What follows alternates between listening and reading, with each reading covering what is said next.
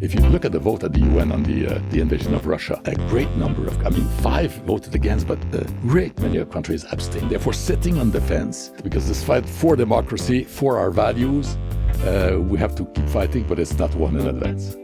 Welcome to Canusa Street, a podcast at the intersection of the issues and policies between Canada and the United States. Here are your hosts, Scotty Greenwood and Chris Sands.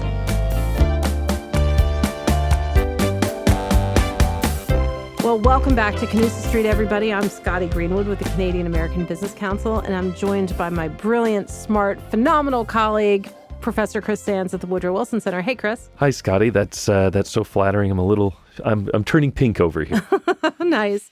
Well, we are thrilled to be able to continue our conversation with His Excellency Raymond Chretien. And to introduce our guest properly once again, we're having him back. Why don't you remind our listeners about the distinguished career of Ambassador Chretien? Well, we have to, especially because people may listen to these episodes out of order. So we want to make sure we cover the really impressive career that Raymond Chretien comes to us with. He's the only Canadian diplomat to have served as ambassador to the United States, ambassador to Mexico, ambassador to France, ambassador to Belgium. It is really a wide-ranging career. Born in Shawinigan, Quebec in 1942, he obtained his law degree from the Université Laval before joining the Department of External Affairs, as it was called in those days. It had several name changes. And his diplomatic career took him to New York, Beirut, and Paris before he was named the youngest ambassador in Canadian history to the country of Zaire, now the Democratic Republic of Congo, way back in 1978.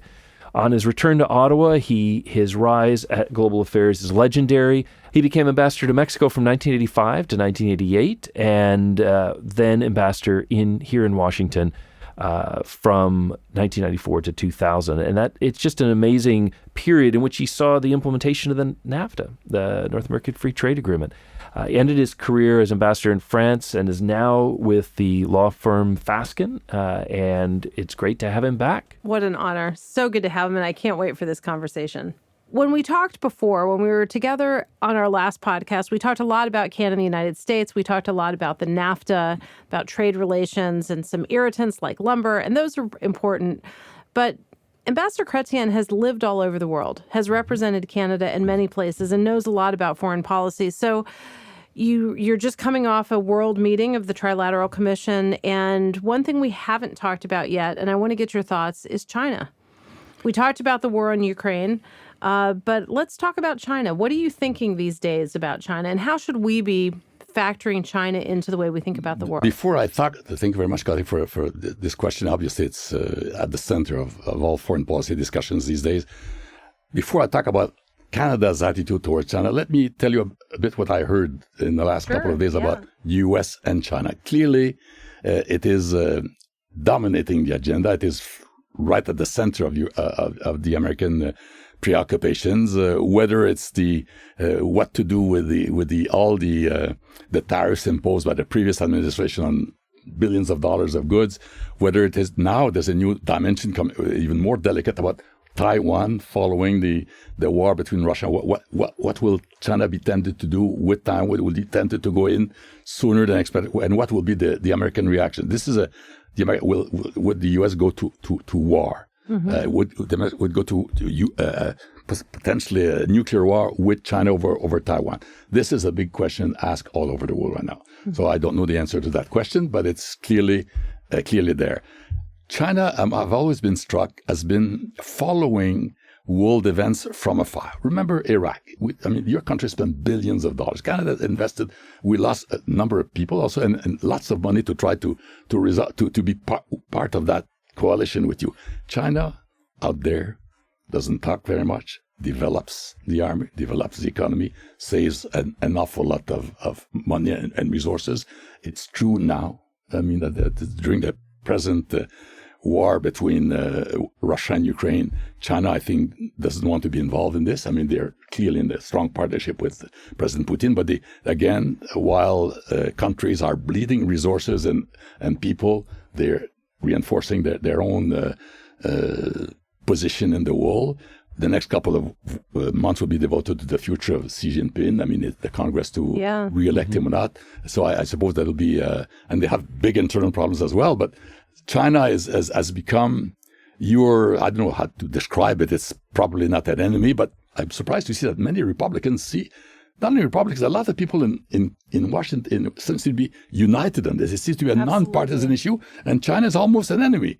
So, we don't share their values, right? I mean, China, the way it treats its people, the way it treats the environment, I mean, it doesn't follow by the same rules that we play by. So I think it's, I don't know if enemy is the right word, but competitor, Chris. Adversary.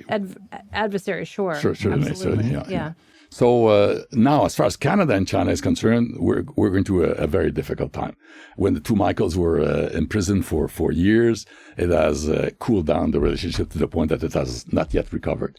So business is good, trade is good. It has not diminished during this very political cooling up period, but there's still not a good grasp, a good decision about how to deal with China. I mean, there's a new committee that has just been put in place in Ottawa by Mr. Trudeau to look at the Indo-Pacific as a whole, and China in particular. Big question mark for you where it's going to go. So it's there. This is one of the major issues facing Europe, facing us, facing all countries of the world. But what's very interesting, and we talk about that in the last couple of days, to see how this idea of promoting democracy is great for us and Canadians and Europeans, but an awful lot of countries do not share that.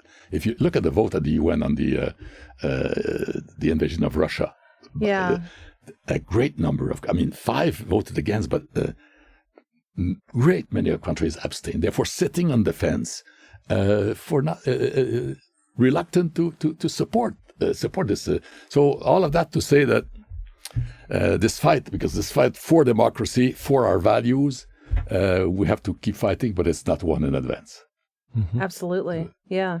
And well, we've just had the anniversary of that Ronald Reagan speech in the British Parliament, where he really laid out this idea that democracy was the unifying theme of the Western countries, and we had just seen Poland with the Solidarity movement move in that direction.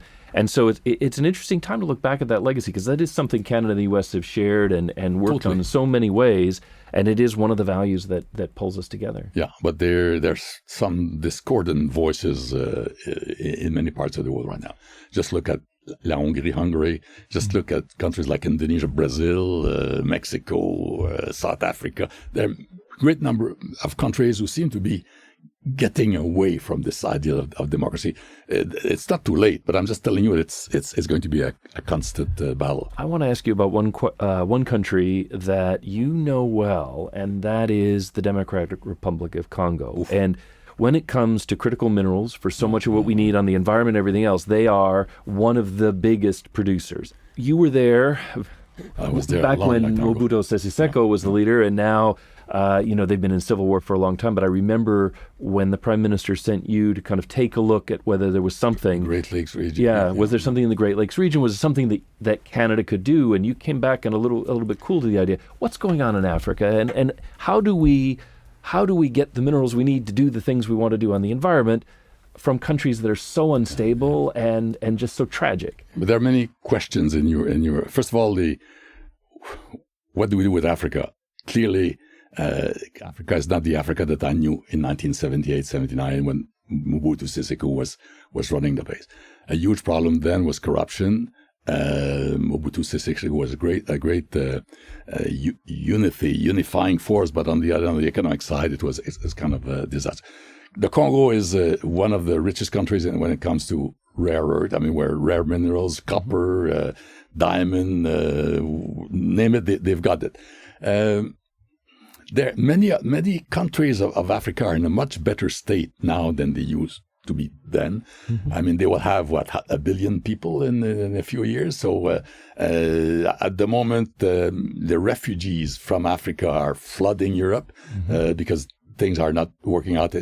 So it's still a big question. But clearly now, what I see is Europeans starting to pay far more attention to Africa again. Canada's neglected Africa. We didn't win on the Security Council bid a couple of years ago. It's not solely because of Africa, but in great part because we had closed down embassies. We closed down economic development programs.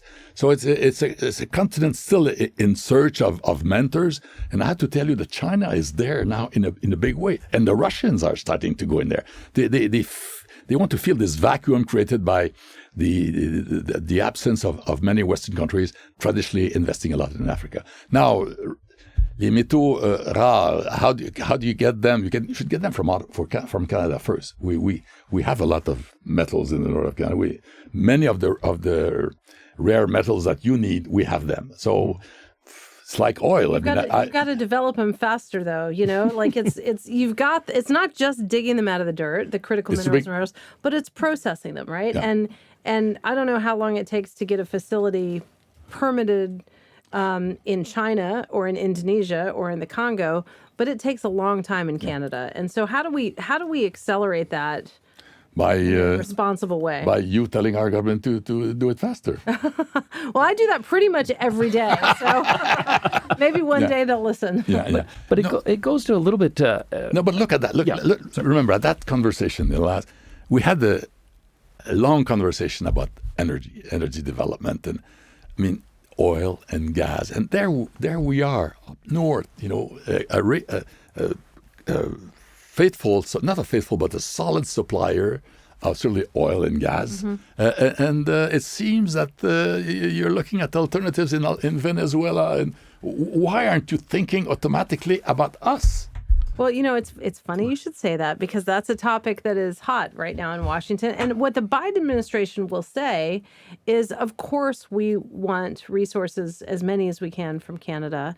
But they will also say it's the non-market economies that have supply today that can just kind of turn on China in particular, the tap. Well, Saudi and Venezuela and all of that. And so it's not just so easy for Canada to just turn on a tap. Canada's taps are on, but the other part of the answer, though, is the argument of this is why we shouldn't be on fossil fuels has also. So you've got this tension in Washington between get more energy from our friends or wherever we can get it because the prices are too high and because Russia is doing what it's doing. And that is directly opposed to the environmental community who says, now more than ever, leave it in the ground. So how do you navigate that tension, or how would you advise? Listen, in this big debate, I find that ultimately money wins. When I see your government, your administration now looking at places like Venezuela and Algeria, or a couple of other countries of that, instead of your neighbor to the north, I realize this dichotomy, this dilemma between democracy favoring human rights as opposed to hard economic interests. And in my experience of 30 years, when you put them in the balance and you send the recommendation to your prime minister, the economic side wins almost automatically. Forget about human rights. There are activists cringing all over the place, Chris, hearing that money wins. But it's my experience. Many times in my career, I've seen. I will not mention exactly the cases, but where clearly the government had to make a decision between investing in a country where the human rights issue was not very well handled and 500 jobs in Canada. If you get a 500 job and 1,000 jobs, you make compromises on that. But now let me push you. I don't like that. I don't agree with that. But this is what I witnessed. I'm going to push you just gently on that because push me hard. All right, I won't go easy. One of the reasons it takes a long time to build things in the U.S. as well as in Canada is democracy. Yeah. So on the one hand, that is what unites us. On the other hand, it means that you could work with a dictatorship, and the dictatorship could say, you brought money, we'll get it done, don't care about human rights. But we do care about human rights, and we do care about the planet. So there's a lead time and a consultation, and now consultation with the First Nations and others involved in these projects. And that's a good point as well. I mean, this is how we build things. And you're right that money is important, and government's important. But I just wonder, is this just another example of democracy being our own worst enemy? That our divisions are out there. We struggle to come to consensus among ourselves, and so we can't get things done. Well, who was it that said? We'll let you answer. But who was it that said that democracy is a terrible, terrible system, except for all the alternatives? Yeah, that's true. Right? No, I guess you have put it right. When I see the present situation now, the war between Russia and Ukraine and the strange alliances it's provoking.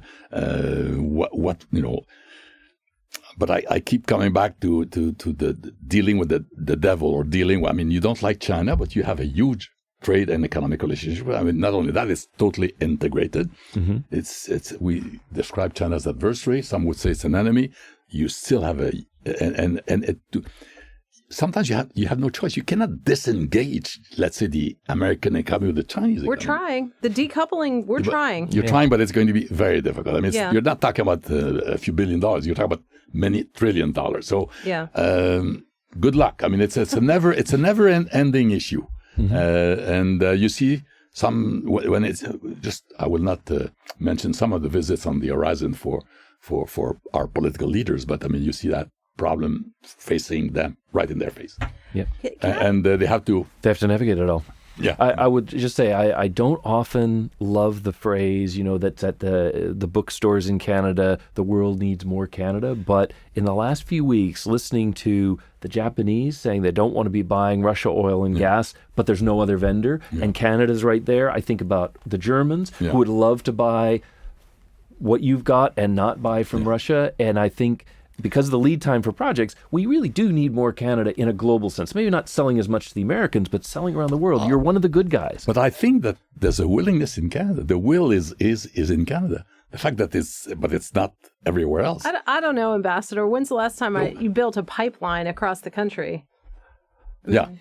Again, so I'm not sure. Again, it's a perfect example of the environment, control of emissions, and the cash. Not cash. Well, I would say that, but it's another good example of that. Sure. And our government just approved another big development in Eastern Canada, off the coast of Newfoundland. Again, a big oil, again, I mean, but not easy to say, listen to a province, the provincial premier, listen, I'm going to say no, but you're going to lose 5,000 jobs. Yeah.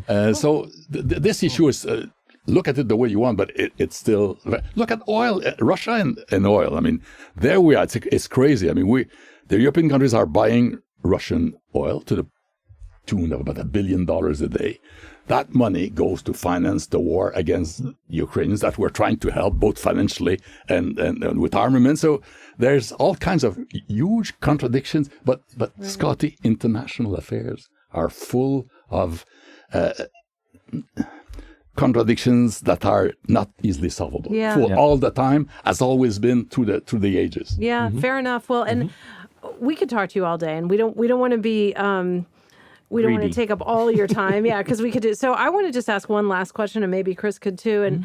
And so, as you know, we're here in Washington. You've gotten a lot of briefings about problems of the world. You've mentioned maybe Chinese aggression in the Taiwan Straits. What does the U.S. do? What does the world do? But as you step back and think about the world and everything, what scares you the most?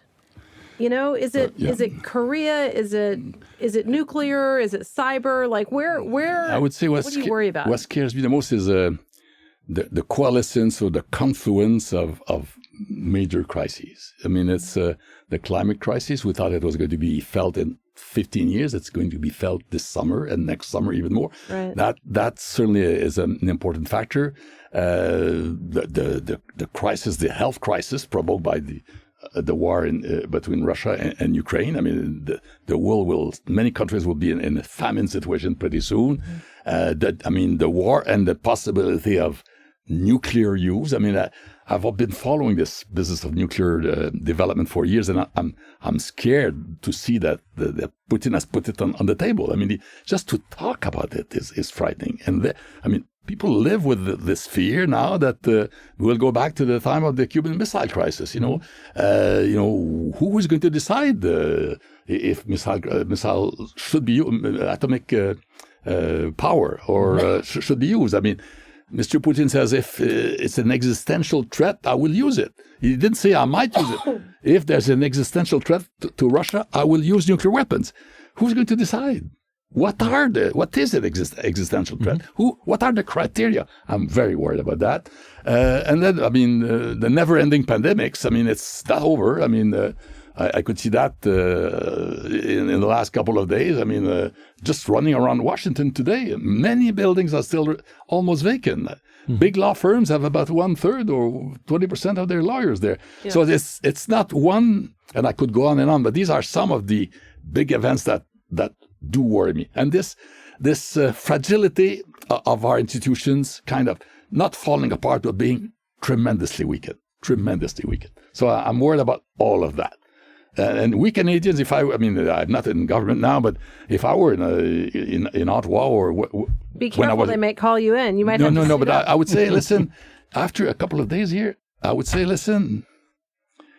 I mean, the Americans are our friends, they are neighbors, but we're a different country, different entity. Let's deal with them, but let's do our own thing. Let's do our own development. Let's develop the way we want, and then we can talk with you, but still focus more on our own development. Canada, listen, you know Canada. You served in Canada. We still have a country that is rich and a magnet for many thousands of immigrants in the world, with social development higher than what you have here. We have institutions that do not even exist here. So let's do more of that, and then we'll be a better partner for the U.S. But that's what I would say. If I were in Ottawa, if I were in Mr. Trudeau's place, I would say, we've got a good show here. Let's keep it going. Well, they're probably listening now. So okay, you just said it. So. Well, I'm going to take that guidance and ask you about something which I think you'd also comment on, which is Canada's capabilities, its investment in its role in the world. And in Washington, we do worry about Canada's defense spending, which has been a perennial concern of presidents here for a long time. But it's also development assistance. Canada's development spending as a percentage of GDP has not been very strong, and it's been narrowed. And your diplomatic corps. For years, you weren't offering the exam. So how does Canada rebuild the capacity to have the role that I agree Canada should have on the world stage, but I think you've sold yourself short? You make me happy, Chris, by asking me that question, because I have a lot to say about this. But let's start with defense. It's true. When I was in Washington, and it's no secret, I've said it publicly many times over, during the Clinton years, a very friendly administration towards Canada, one of the question that came constantly in the discussions with security defense was our defense budget. I remember some Secretary of Defense saying this, and we don't like to see your army going from 85 to 75 to 65.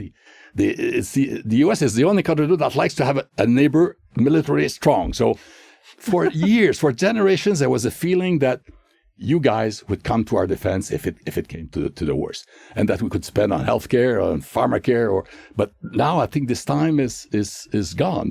You have seen our recent defense budget increase significantly, not yet to 2% of the NATO target, but remember this 2% is not the only criterion to do. So I think now there's a feeling that we have, based upon also the fact that I think the Americans are fed up to be the policemen of the world, that we have to take care more of our own defense, our north, building submarines, having a real fleet of not 50-year-old planes, but I mean there's this feeling that we cannot rely on you totally for our defense. So now the Foreign Service, this is I hope you hear me on this, because I served the diplomatic service of Canada for almost 40 years. It was a time when the profession of diplomacy was respected. Now, it's not only in Canada. This profession has gone down in esteem. I mean, people know that it has a lot of limits. The world of communications has evolved in such a way that our leaders type messages to one to another.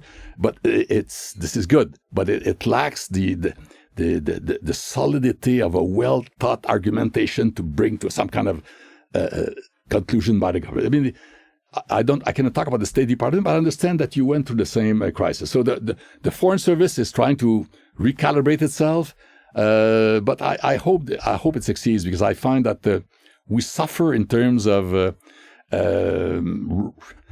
again, recommendations being taken up by the government, by cabinet ministers, coming from a respected foreign service, a non-partisan foreign service. I mean, nobody knows if I was a liberal or I have a very liberal name. But I mean, whenever I ask, are you a liberal or a conservative, as you are, you're targeted. So I find that Canada used to have one of the 8-10 best foreign services in the world. I'm afraid that we're no longer there. Mm-hmm. And development assistance. Development assistance is the same. Again, there was a time when we never came totally close to the Pearson recommendation of 1% devoted to international development assistance. We're 0.7 or something like that. Now we're down to 0.4, on the par with Luxembourg or not far. So again, but again, it's a decision by the government. You have to decide among priorities, and if defense has to go up, something has to go down. So unfortunately, this has cost us a lot in places like Africa. Mm-hmm. I remember when I was in the Congo, we had 200 people, most of them from Quebec, dealing with the resources of the Congo. I mean, the best experts in the world about the big forests of the Congo were from Quebec.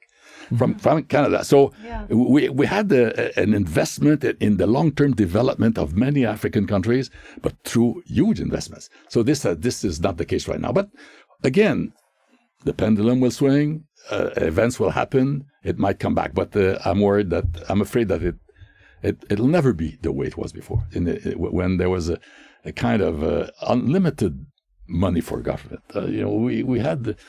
We had, I cannot tell you how as a young diplomat today, they have it hard compared to they were spending an enormous amount to train us, just to sending us around the country, talking with provincial premiers, developing, participating in task force to develop sending you to language school, learn Chinese for 2 years, Russian for 1 year, develop these experts whose knowledge is invaluable. You just cannot ask any kind of former cabinet minister to talk about China. You have to know what China is all about.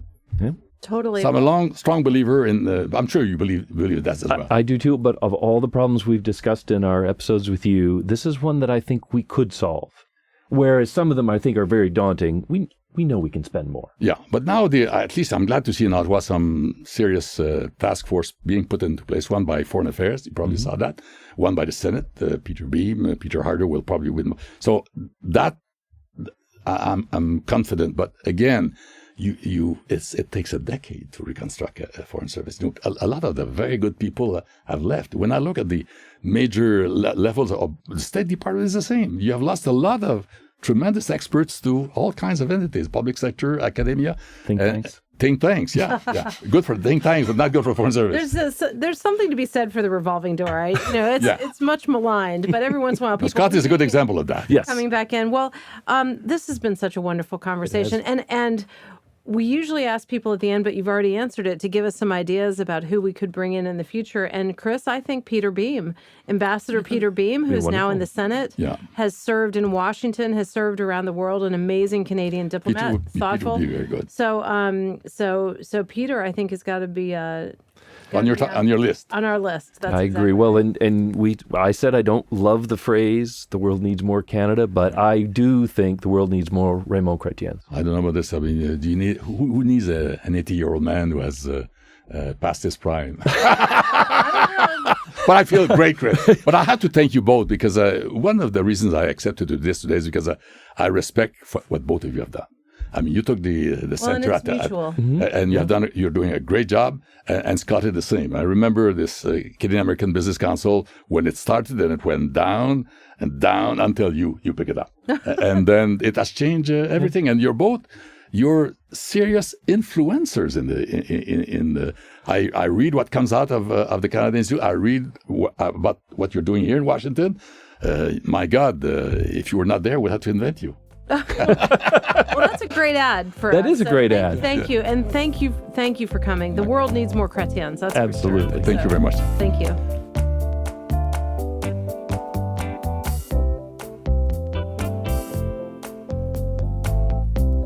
Well, so we went from a tour de force on Canada-U.S. relations to really a tour de force of the world, and listening to the worries that Ambassador Chretien has, but also the opportunities we have in Canada and the United States to work together to solve some of the greatest challenges. I thought that was a real privilege to get a minute inside his mind on these things.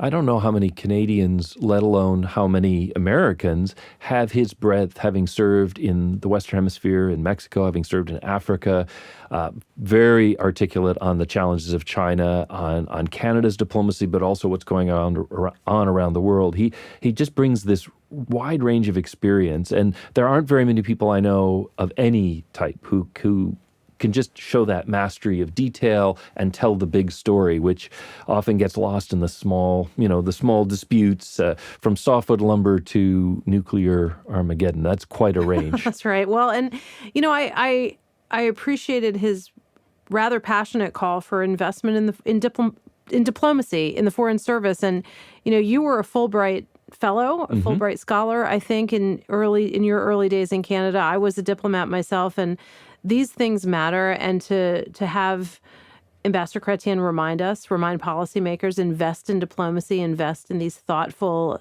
exercises, I think was important to hear.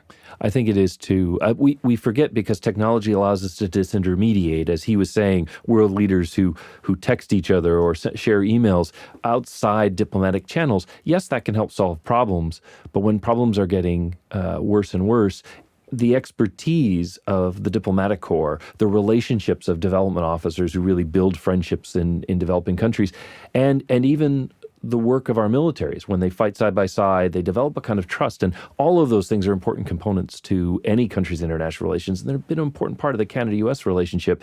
And Canada needs to make some investments, as he said, but the U.S. also needs to see Canada in all of those ways as very much allied with our values and part of a better world if we're willing to partner with them on it. Well, that's right. And listening to you, it's not optional. Diplomacy is sort of the cardiovascular system of the body politic. You can't not have it. You could have less of it, but then your arteries get clogged. So important to pay attention to your diplomatic health. Yes, and I hope that for those Canadians or Americans who are listening to the podcast who are still in school and thinking about their future, what an advertisement for what you can achieve with a career in government, in public service, in international affairs. He casts a very long shadow, and I'm lucky it touched on both our organizations and both of our careers. Exactly right. We're so fortunate. And once again, great to be with you on Canusa Street. Always nice to be here on Canusa Street. This podcast is brought to you by the Canadian American Business Council and the Wilson Center. If you like this episode, help others find our show and give us a rating on Apple Podcasts or Spotify.